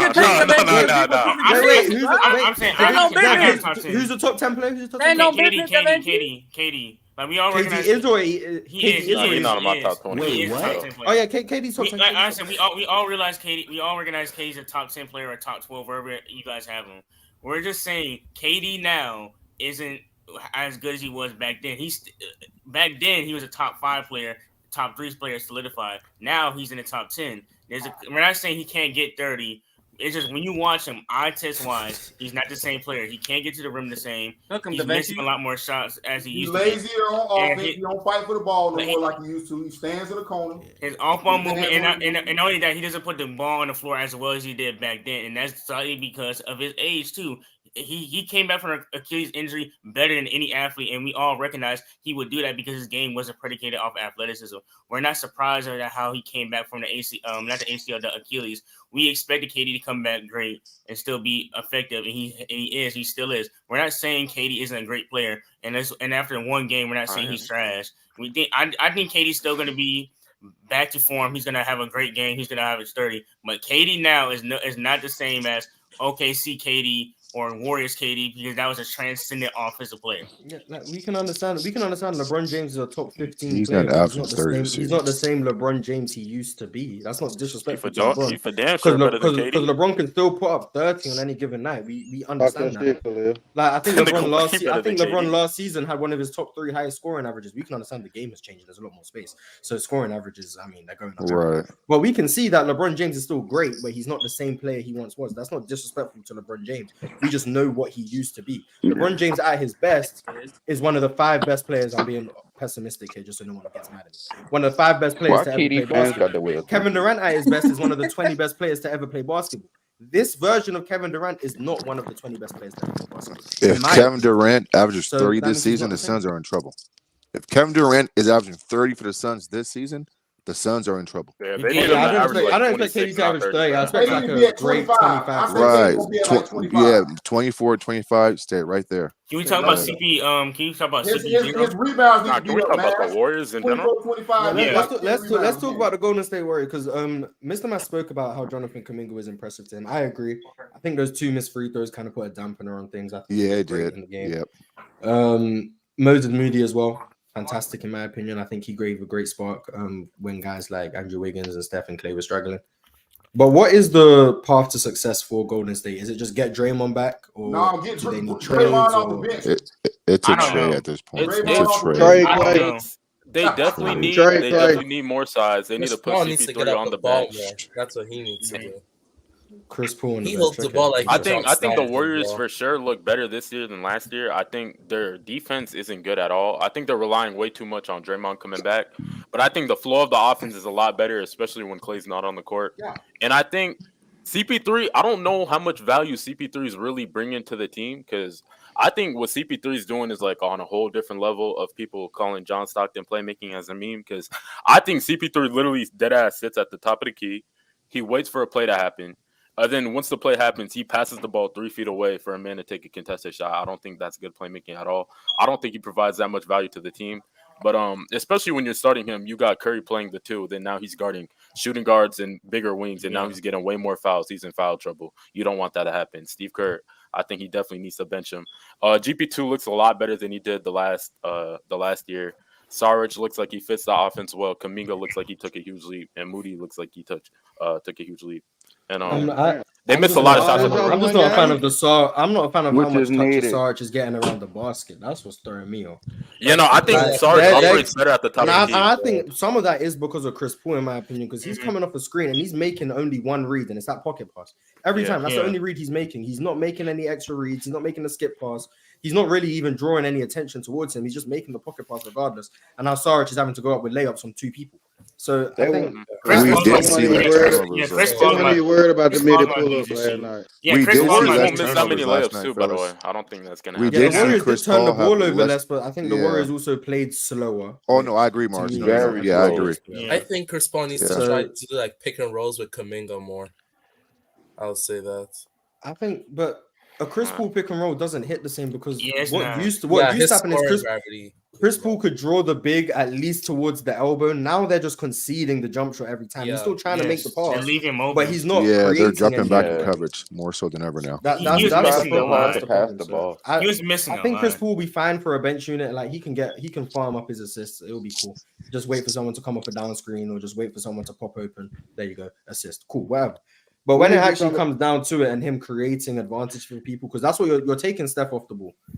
You have Chris Paul on the ball. You need someone who can create an advantage with and without the ball. Chris Paul isn't creating anything, but you have him on the ball because off the ball, he's not going to bring you any value. So I just don't think Chris Paul with the starting lineup is useful. Yeah. I think when Draymond Green comes back, you put him back in the starting lineup. Chris Paul can run the bench unit, and he can maybe do damage control with the bench unit, with Jonathan Kuminga being able to run the floor, Moses Moody, Dario Saric, I guess. Klay, you mean Klay? Klay the one needs to go to the bench. Yeah, Klay and CP3 need to be bench buddies. They need to be bench buddies. So who would you guys start in 5? Moody. I'll start Curry. I'll start Curry, GP2, Kuminga, Wiggins, Draymond, or something like that. Or Curry. So you go Curry, Moody. Curry, Moody, Wiggins, Draymond, Looney. The Warriors don't have no size either. Like you said, they don't have no size because GP2 the rebounding, because like the rebound is gonna be cooked. That backcourt between Chris Paul and Curry is not gonna be good at all because guards like gonna take advantage of that all the time because neither of them are great defenders right now. It's not even that. Everyone's just playing down a position because they want to start CP3, and that's not Chris, that's what I'm saying. Chris Paul and Steph having to try and match physicality with bigger people, and now he's getting fouled trouble the whole game, and you need him on offense. Like it wasn't a good look at all. Chris Paul's the biggest issue for me. He's just, in my opinion, he's just cooked. Like you said, the playmaking isn't the same. He doesn't hit the same jump shot. He's not as athletic as he used to be. He's just cooked, in my opinion. Yeah, he was fine. He was fine during the third quarter. He helped them spark some of the comeback with Kuminga. But like aside from that, I think he was way too aggressive offensively. I don't think he should have that much of a load to do what he was doing. 15 shots. I think he's trying to make defenses respect him because he's trying to the big's playing low. He's trying to hit that pull-up jump shot and he's trying to get all the way downhill. But it's just he ain't got it anymore. Like he hasn't got it. And he's at 37, 38, however old he is. Like I don't expect him to have it. So I'm not really surprised. But another issue I have is Golden State lose a lot of versatility defensively when you run this lineup. Yes. Because you can't switch because already your rebounding is poor. So now if you have guys like Kevon Looney and when Draymond Green comes back or even Andrew Wiggins and there's a ball screen action or whatever the case may be, you can't switch because now you have them on the perimeter. Yeah. And now you're relying on Klay, Steph, Chris Paul to rebound. So you can't do that, but then also you don't have enough good screen navigators to really play how you want to play pick and roll coverages because Klay's not getting around screens. Chris Paul isn't, and neither Steph. So you're giving up advantages everywhere on the floor because of the fact that you don't have rebounding. And then when teams do get downhill, because of your lack of size, you're now fouling everyone. And they had foul problems last year. They're going to have foul problems against this year. And because they're playing at a slower pace with Chris Paul, they're not going to get the transition opportunities or just in the half court, how quickly they attack and cause defenses to scramble. They're not causing that either. So I think Chris Paul doesn't work with the starting lineup. Maybe with the bench, it might be a different situation.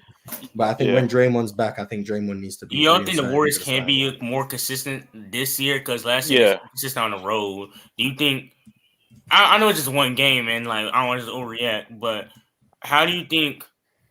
You think if Jordan Poole is still here, that would help out a little bit, or no. They don't need that's even worse for that. It's worse because for me the biggest concern is their defense. The defense will be cooked.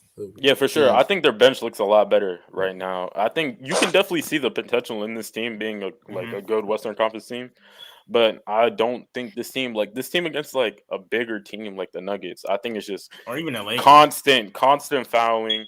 You're not going to be able to get anything great offensively that much aside from like any type of Curry look. So like I don't see this team being a contender this year. I definitely see them being like a 4 through 6 seed ish. But if you don't bench CP3 and you're starting him the entire year, then I definitely see this team being at the bottom of the West, like 7 through 10. Mm-hmm. And only that, I don't understand how Klay. Sorry, I don't understand how.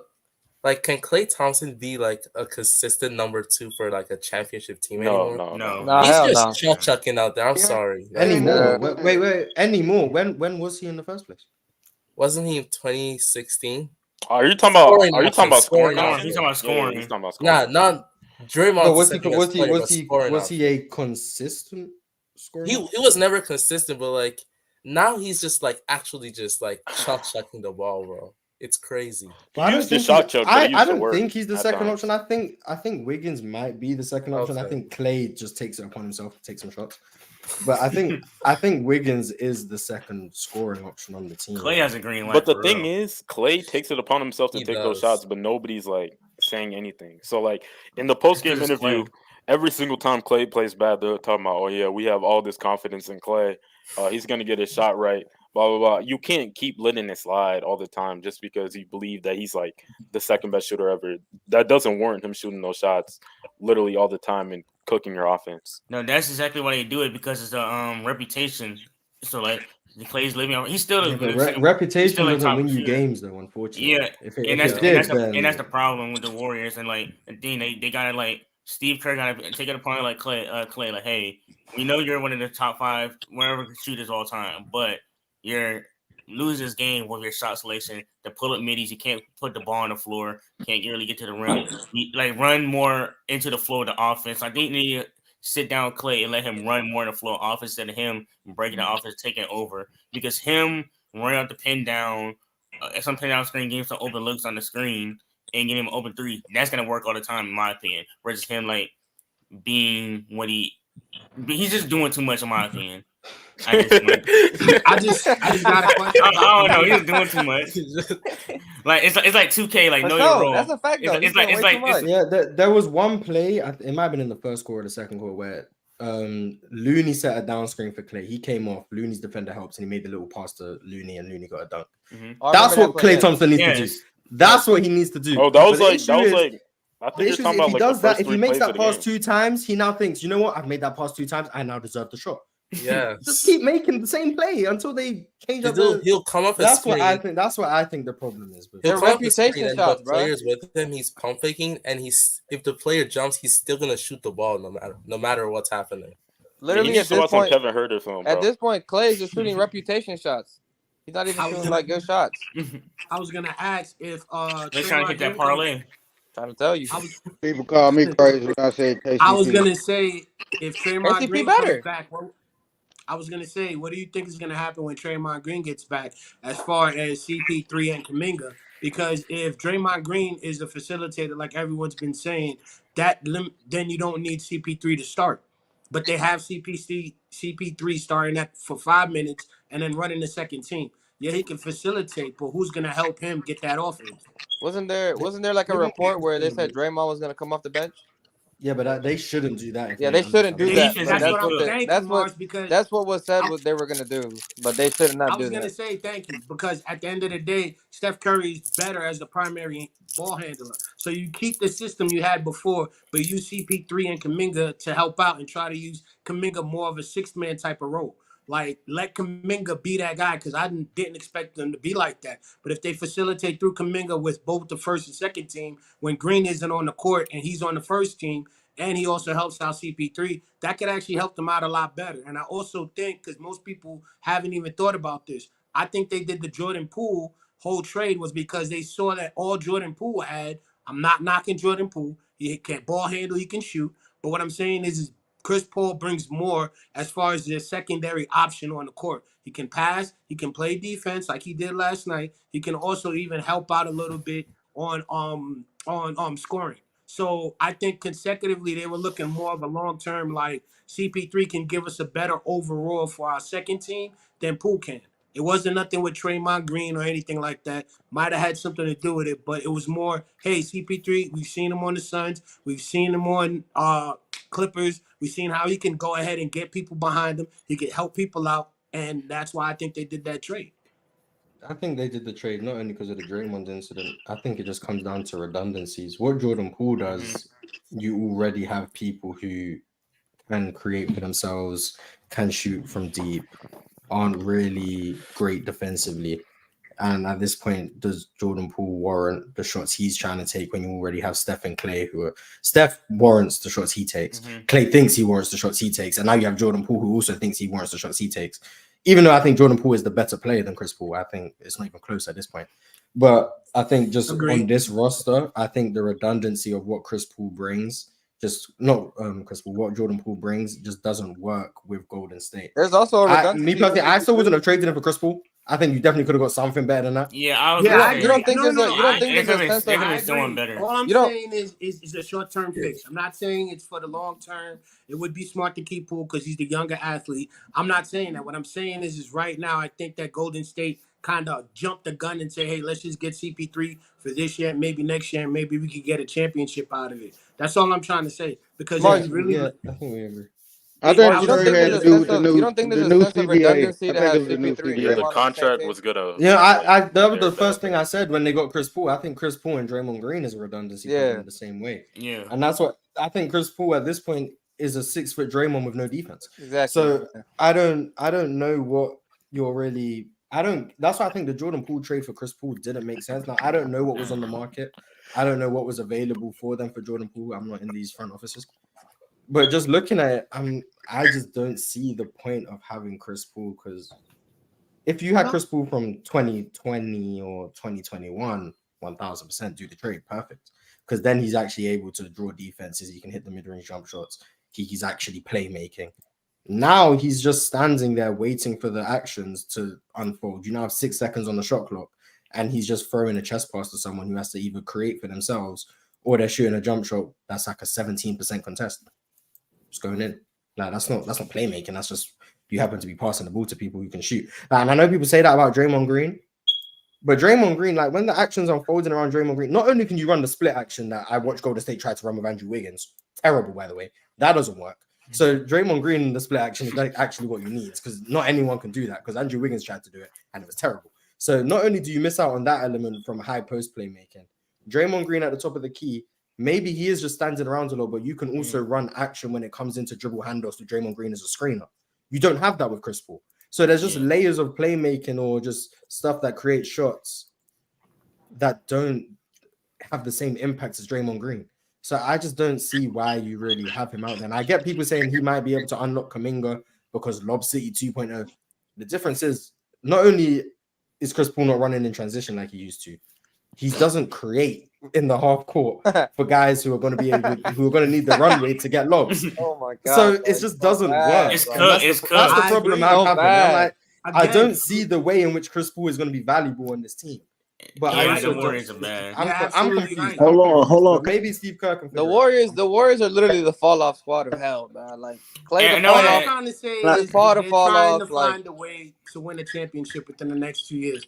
That I didn't like. Fall off. You could have got somebody better. Hold on, I'm almost done. You could have got somebody better. I agree with Mars and everything he says. We agree. All I'm trying to say is I don't agree with the trade, but to me, looking at it from the other side, you still got Chris Paul as Chris Paul. People still think Chris Paul is a nasty facilitator. He's this and that. And like I said, maybe he just was there to run their second team to give the options to their younger guys. I'm trying to just play devil's advocate. That's not my point, but I really think that. Hold on. Let me say something to what you're saying, fam, because I feel like Chris Paul's performance last night, I think Chris Paul's debut was actually a great debut.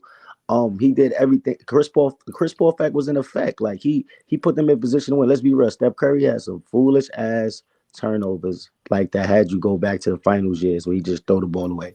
Shout out to Klay Thompson. I love Klay Thompson, but he making a foolish turnover. Yeah, but it was in a moment where it was like that baseline bounce pass was foolish. That was a terrible pass, but turnovers. Yeah, it'd be terrible. It'd just be like, oh my, it sucked the energy out there for the moment. It'd be like, come on, Steph.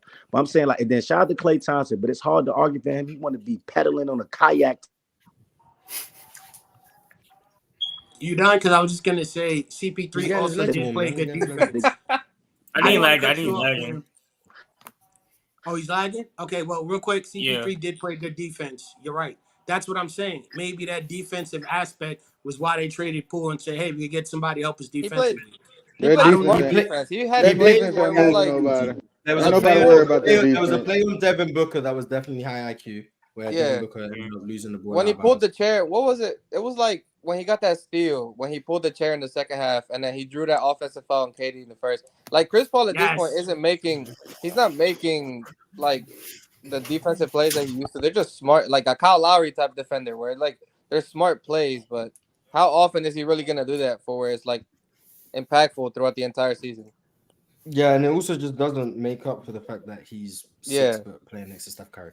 Like, so it's just like a few good defensive plays, which I'm not going to hold against him. Like, he made some good, smart defensive plays, and I give him credit for that. The overall value of how much he's giving back with who he's out there on the floor with just doesn't make up for the fact that he's still ultimately not going to be a positive on that side of the ball. So for me, if I'm Golden State, I'm trying to find a trade. I don't think one exists, but I'm trying at least. Mike Dunleavy's got a lot of work cut out for him. Because I don't think if they're trying to win championships, which I think they are, this team is not going to cut it. And if they do manage to win with this team, I'll happily say I was wrong because Jesus Christ, this is going to take some next level coaching. If they win, Steph Curry, Steph Curry needs to be 2015 Steph Curry type. No, if they win, I don't even think they can just win off the strength of Steph Curry. I think because this team's defense is so cooked from a size standpoint that it needs to be a major jump from guys like Jonathan Kuminga who need to turn into all NBA defensive guys. Like Andrew Wiggins needs to be that level. Draymond needs to be that level. Kuminga needs to be that level. Moody needs to be that level. And then Kevon Looney needs to turn into Moses Malone in the playoffs again. That's what it would take in order. And plus we saw it last year. Like he could do it against like the Kings or like it'll win you a series. The Warriors. The Nuggets. You got it, man. If he faced the Nuggets, Steph Curry can. If anybody can do it, I think Steph Curry can beat the Nuggets. And right now, at this point, if you can't shoot from half court to expose them, I don't think you can beat the Nuggets. I think you gotta. The Warriors' offense would torch the Nuggets because of what Steph does. But then the lack of size, I mean, Jokic is going to kill them right back. And now it's just going to be about who kills who. But Mars, who ain't Jokic killing? Name a team Jokic. No, I agree. Jokic kills everyone, but he turns into a serial killer against Golden State. Exactly. Like it's bad what he would do to a team where Kevon Looney's their biggest guy. It's bad what he would do. He's like 6'9", right? Like, Kevon Looney's 6'9". Like Jamal Murray would be bigger than both of the Warriors guards, assuming Chris Paul and Steph Curry play again. Aaron Gordon's already a mismatch. Aaron Gordon will look like Thompson. Aaron Gordon will look like it's a 5-game series, bro. That's literally a 5-game. Like no matter what, and I think Steph would torch that defense. Torch that defense. But they're too small to match up with them on the other end. I think they just get rebounding. Denver got the rebounding. Okay, can I ask y'all something though? Isn't that whole small thing now a problem because they're older? Because when they were running like their smalls and they were doing all of that winning championships, nobody really was saying nothing because it worked and their shots were hitting. So but they had now more all of a size sudden, back then. I mean, the small will work them because you got a certain Kevin Durant. Yeah. Okay. The offense just ain't as fluent as no more to make up for some of the deficiencies of being smaller. And I think a lot of teams are implementing a lot of what Golden State does. I think they're not ahead of the league and like they're not ahead of the curve anymore. Yeah, but 5, 7, 6, 7 years ago, they were ahead of everyone. They figured something out. I've been waiting for this fall off for years, bro. Now the league's adjusted to what Golden State's doing, and they're adding similar philosophies. I've been waiting, bro. I've been waiting for this fall off for the Warriors for years, bro. It's such a good sight to see them. It should have happened 2 years ago. It's like glory. It should have happened when KD left. They just ended up getting another ring. Yeah, exactly. It should have happened 2 years ago, but we moved. No, it should have happened 2 years ago. Yeah, when they missed the playoffs in Steph's 2021 season, everyone thought it was already done. Yeah, man. But then they just came back 1-1, and now I think it's actually done. I'm a if they win again, we're gonna be like, "Oh, Steph's gonna be like, oh, I heard everyone saying we were done." I'm like, shut up. So now the problem is now they have to change. It's over with for Khalil Lake. That's what I'm saying. So 2 years from now, the team may change. They got to change everything. It's too small, like y'all just explained. But Steph's too old to be going through this every single year. He's like 35. Like Steph's 35, and they're still having to retool the roster every single year. Yeah, we're getting to a point where the man's not gonna last forever. Like you kind of need to figure this out sooner rather than later. He's retiring soon. They need to speed it up. He might have to go. That might be the solution. Steph Curry needs the Warriors. I will happily, as a Rockets fan, I will do Steph Curry for Fred VanVleet. I'll do it. I'll do it. Really? I'll do it. It will take a lot. It will take a lot for me, but I'll do Steph Curry for Fred VanVleet. I would. Curry to Miami. All right, let's. No. We good on that. We good on that. Let me just read these. Let me read a couple super chats. Daniel Mason said, Mars, you know a KD fan is overglazing when Mr. Mass is arguing that KD is not the same. I agree. I don't know why we even got into that. And then Walker asked how I'm doing. I'm doing good, thank you. I'm probably going to go for like another 15-20 minutes. Does anyone have anything they want to say about the season, the games going on today, or whatever the case may be? Hey, Mars, I have a question. Just a quick question. Mm-hmm. Do you think Bayern Munich is winning Champions League? Oh, we talking football. No, as long as Arsenal in the competition, I'm picking my team. What the hell? As long as my team in the competition, I'm picking them. So Arsenal winning the Champions League, and then if Arsenal do get knocked out, if Arsenal get knocked out, I probably got someone between Man City and Bayern Munich because Bayern Munich looks. Yeah, I got Man City. I got Man City. I got Man City. Look at us talking football, man. Look at us talking football. Yeah, I got Man City. The way they strikers and they goalies, they're just the best I've seen. They're strikers and that goalie, man. Facts. Hey, Mars, who's our we lost the whole 3 viewers when we spoke about football. So let's get back to basketball. That's crazy. My viewers. All right, We lost 3 whole viewers. So what games are y'all excited to watch tonight? The Spurs. I want to watch the Rockets. Houston, Orlando, San Antonio, Dallas are both intriguing to me. Detroit and Miami, I'm gonna try and watch, like keep an eye on it. But those are like games I'm really trying to watch. Mavs, Spurs. I'm a Mavs fan, so Mavs, Spurs. Celtics. I'm gonna watch. Hey, is Luka playing? Watch the Heat game. Not even for the Heat, bro. I think he's questionable right now. Damn, he ducking the Wemby smoke. Game is gonna be, I was gonna say That's the Rockets crazy. game. Wait, who? I wanted to see them. I wanted to see Wemby versus Luka. Luka I not play? was ready for that. Nah, Luka ducking that smoke. Yo, Luka gonna fuck that Frenchman up. But yeah, that Spurs game is going to be very intriguing to me. And I'm one thing that's good about the Spurs having 19 TV games because of Wemby. People are going to finally see Devin Vassell and how good he is. So I'm not going to be the only one having to push Devin Vassell. What? You need to be humble, Gabe. What? He's need to be humble. A great people gonna see Devin Vassell, and then people gonna start pushing how good of a player Devin Vassell is, and I'm like, you're a year late to the party. You didn't had to hear how Keldon Johnson is the best player in the Spurs last year because people weren't watching them. Maxi Kleber and Derek Lively locking Wemby. Yo, are the Spurs actually gonna play Sohan at point guard? Because I saw the depth chart and they have him at the starting point guard. I don't know because the Spurs run like the most different lineups in the league. Like I think they changed their starting lineup more than anyone. If they want to go like Keldon Johnson was that small forward. For me, Keldon Johnson should be the one coming off the bench. But I think if they do start Jones Sohan, it will obviously be Trey Jones off the bench, and they'll just run Sohan, Vassell, Johnson, Wemby, and Zach Collins, and then the only defensive liability on that floor would be Keldon Johnson. So I think maybe that's why they're doing it. Just for size and switchability and stuff. But I wouldn't be starting Keldon Johnson in my opinion because I just don't think he brings enough to the table to warrant being a star. He scores pretty well, but not really well. He's not a great shooter. And like he's a very bad defender. He's a very bad defender. He doesn't pass the ball. Like there's a lot of flaws in He had that stretch last year. What y'all think about Zach Collins? For no reason. And I like Zach Collins. I like Zach Collins. Good shooting touch, good rebounder. Sets good screens. That's something that Wemby doesn't do. So you can get that with Zach Collins. I was gonna ask, what do you guys think defensively? I've got a few question marks with him, but with Wemby, remind me of Smudgy a little bit. Remind me of Smudgy. I can see that. I can see that. He's a solid stretch big. I can see that. But what about the Memphis game with Zion? Memphis versus Zion. You think Zion's gonna? Zion not playing. John's not playing. He said Zion. Zion.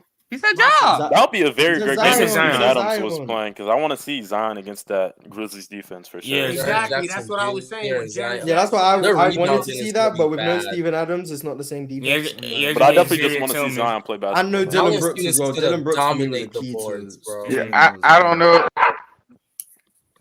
Valanciunas is gonna dominate. What happened to Steven Adams? He's out for the whole year. He got a knee surgery. Surgery.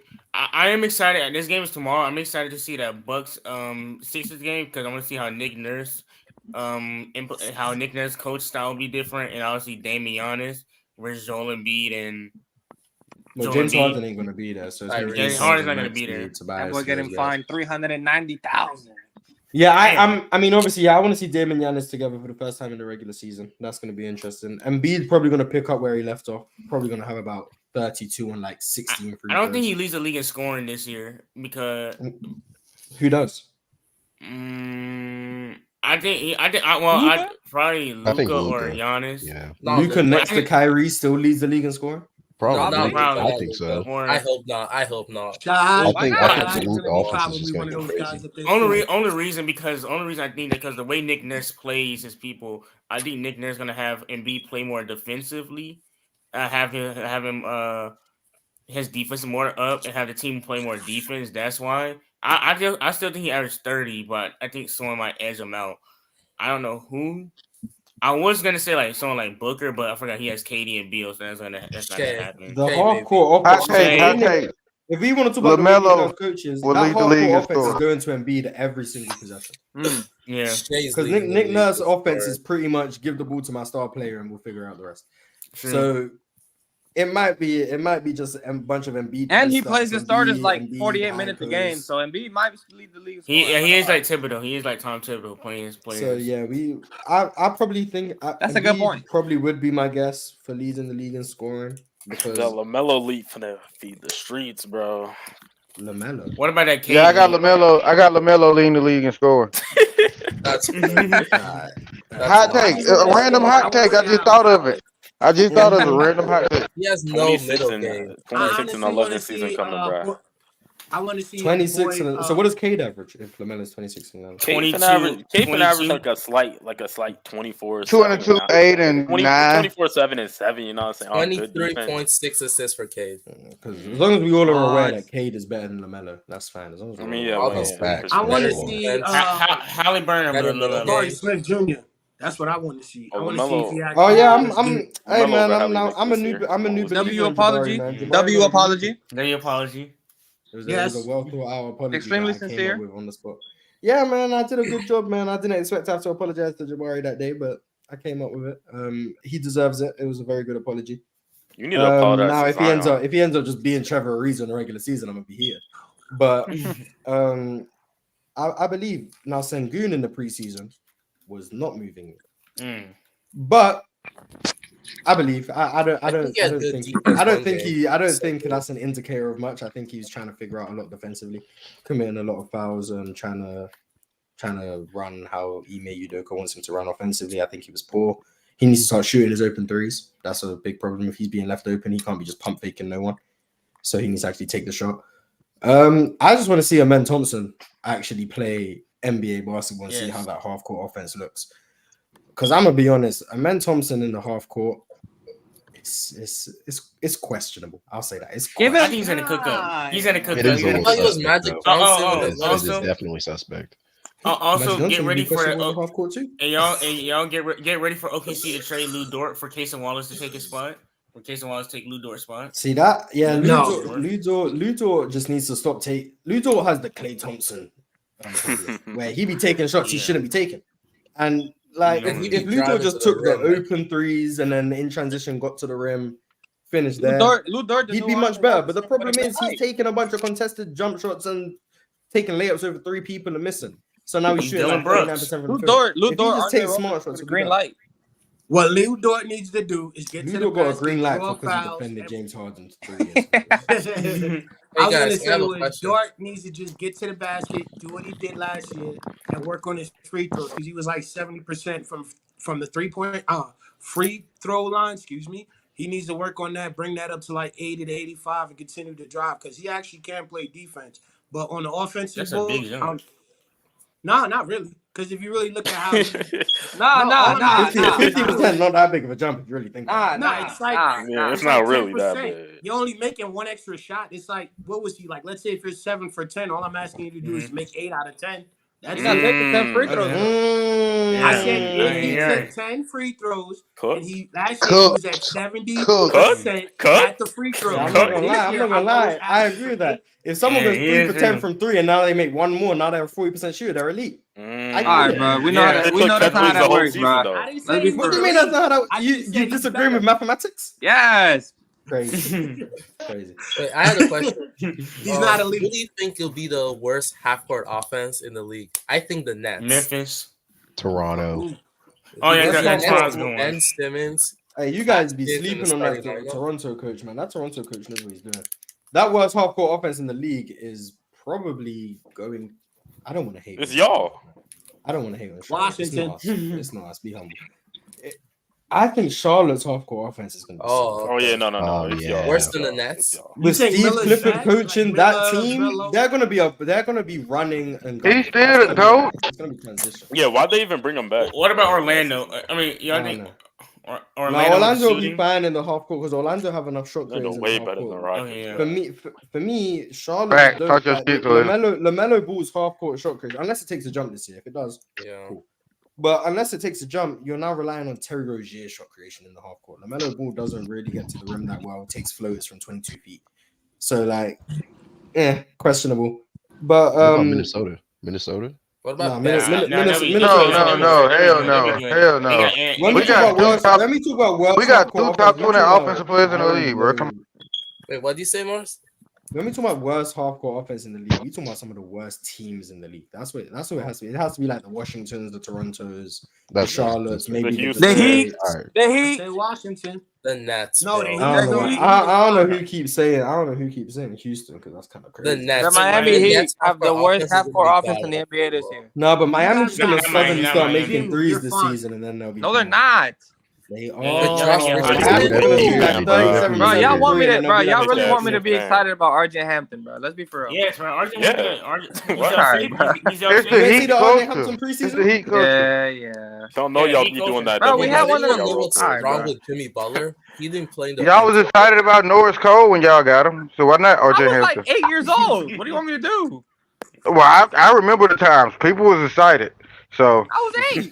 Do you remember the time? What about the best? You just got cooked right there. I ain't gonna lie, you just got cooked. Always. Nah, Utah's half-court offense is good. They got a good coach over there. So for me, it's Steve Clifford coaching a team that already is a transition team. That half-court offense is not gonna be good, in my opinion. But I think there may be Washington.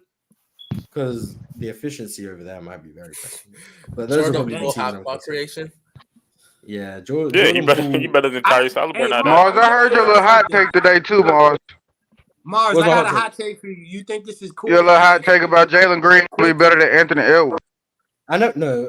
Hey, you didn't listen then. I said he'd be the third best shooting guard in the league behind Devin Booker and Anthony Edwards. Actually. Oh, okay. I just heard you name the name. Like Reeves not a player. Jalen Green be better than Yeah, Jalen Green after the season will be, unless you include SGA and Kyrie as shooting. I include SGA. He'll be the third best shooting guard in the league. He got to be better than Reeves first. I can agree. I had to make. How is a nigga who not better than Reeves would be top 3? Let me read this last super chat from Eleanor.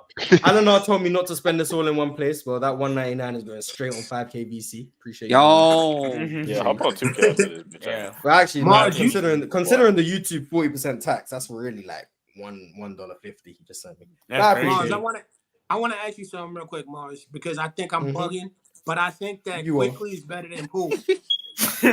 No, you're not bugging. Quickly better than Poole. You're not bugging. Quickly? Okay. No. That's a good take. Yo, people sleep on Quickly. That's why I wanted to go. Quickly being one of the best guard defenders in the league. Why? Thank you. He's got a copyright. No, that's a good take. Thank you, because I wanted to bring the ticket. But I wanted to bring that to ticket and show him how it actually is, because he said Poole's going to be dropping 30 and all of this. And I'm like, I got to remember, Poole would have one good game, but then the next 20 games, he's just garbage. So for me, Quickly plays defense. That's a fact.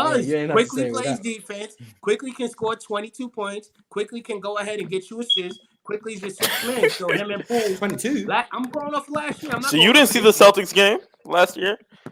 Oh, wait, are we talking about he can get 22 on any given night, or he can average 22? No.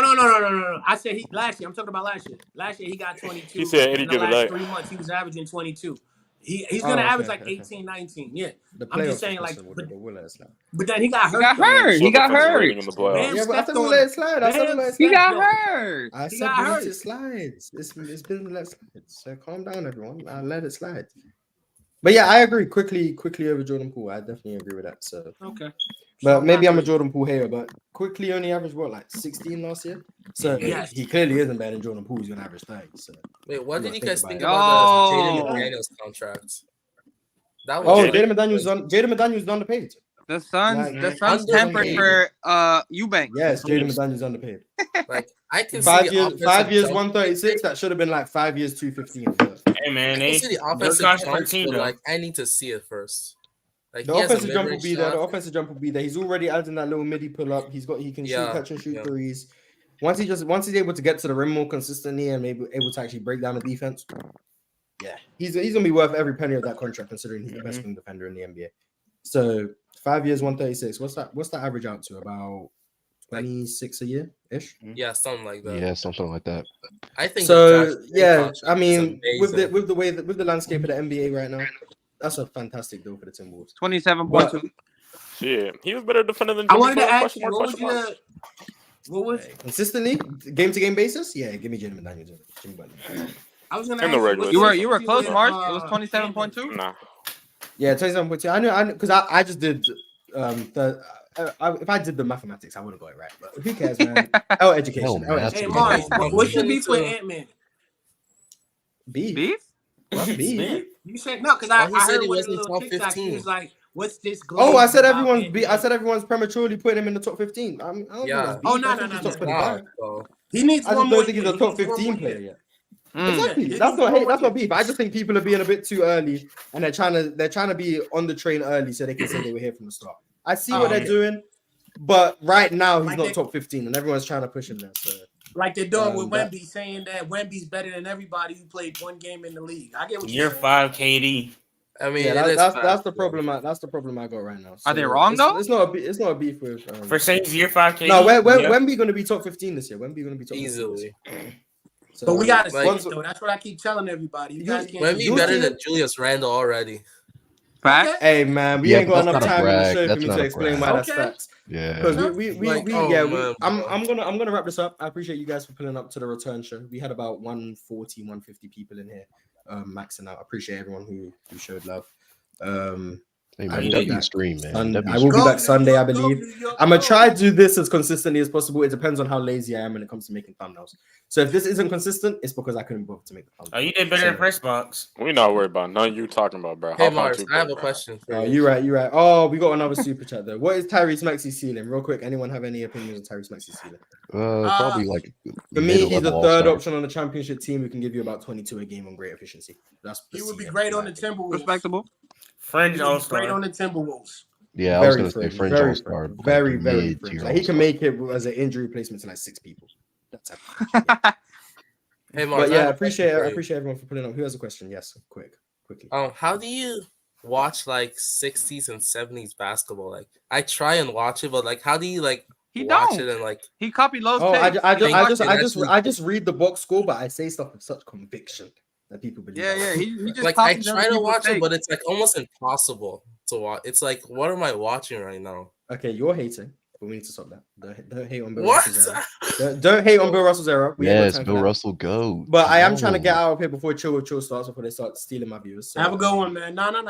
I'll you gonna start streaming 2K? I will be back with this at some point. And maybe I'll stream 2K one day. Who knows? Hey, you did more numbers than press box.